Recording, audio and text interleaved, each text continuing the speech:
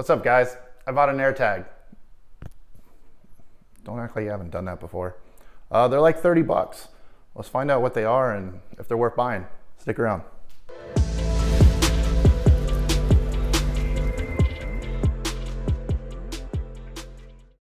So the basic premise of this is if you lose stuff, you have a way to find it, right?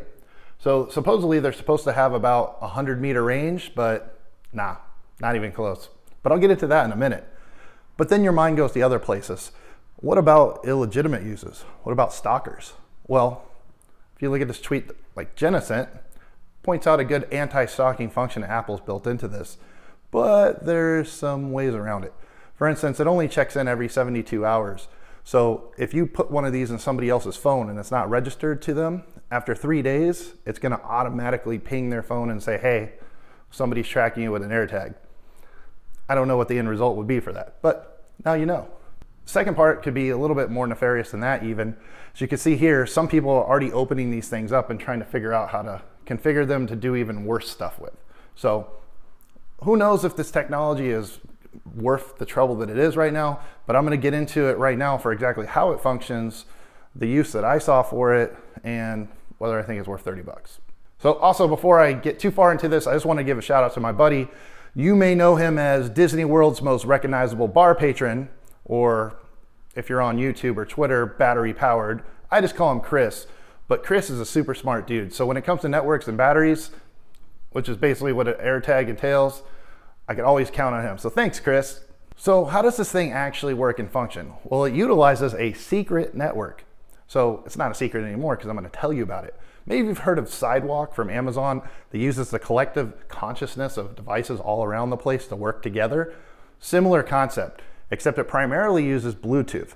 So what it does is it connects to other Apple devices and it talks and pings this thing. This does not have onboard GPS, or it's basically just a dumb RFID circuit that pings using Bluetooth, whatever is nearest to it.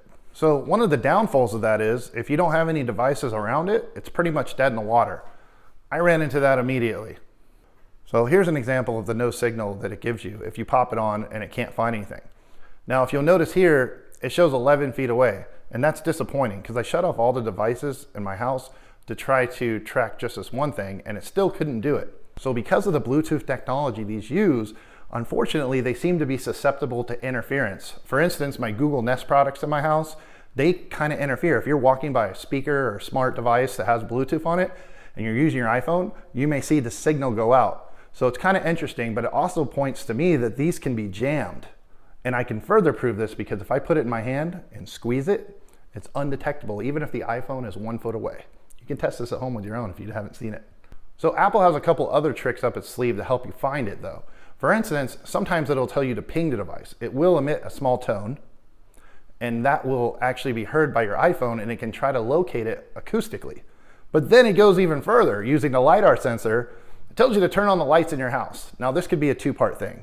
Could be partially because Apple doesn't want people searching for stuff in the dark and tripping over themselves, as my friend Chris pointed out. Or maybe somehow it's 3D mapping, but that gets a little bit weird. Why are you mapping my house? And yeah, it probably stays on the phone and this and that, but at the same time, a little too personal, right? So I tried multiple examples of this. I moved close in with it. I moved far away. I started from the device and backed away. Now backing out from it, it seems to be a lot more accurate for a lot longer than when you're trying to enter a building and find it. If you just put it in the drawer in your bathroom and set in your bedroom, you're probably not gonna get a signal, which to me, these things are meant to go on wallets, keys, stuff of that nature. So if I lost my wallet or my keys, I really couldn't even find it in my own house. What kind of use is that? In an ironic twist of fate, it actually seems to be the most accurate when it's nowhere near you. When it's around large groups of iPhones, large group of Apple devices that can ping it for you and it will show up on your map. So you can get cross streets on this thing a lot better than you can get location within the same room. That's kind of a weird twist of fate. And then one of my first thoughts was, how do I charge the dang thing? Well, it turns out they have a watch battery, one of those flat watch batteries inside of it.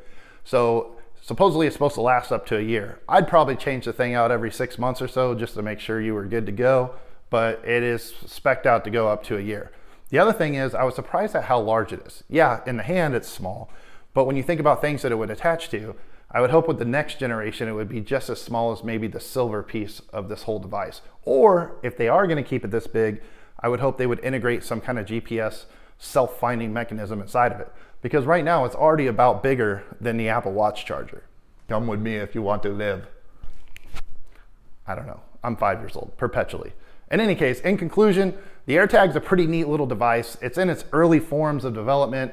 I see a lot of potential use in the future, but for right now, unless you're a stalker or a hacker or travel a lot, I could see sewing these inside your luggage, stuff of that nature, or if you're just flat out a nerd and like to buy stuff and test it out. I don't see a whole lot of practical use for the AirTags right now, but they are pretty cheap. You can get a 4-pack, I think, for like $100 or a 3-pack. So they're relatively cheap and you could try them out. Not a big deal, but at the same time, not super practical for my case, and I don't see them being practical for most people's cases. And anyways, what would you use an AirTag for? Let me know down in the comments. Thanks for tuning in. I'll get you out of here. Everybody have a great week.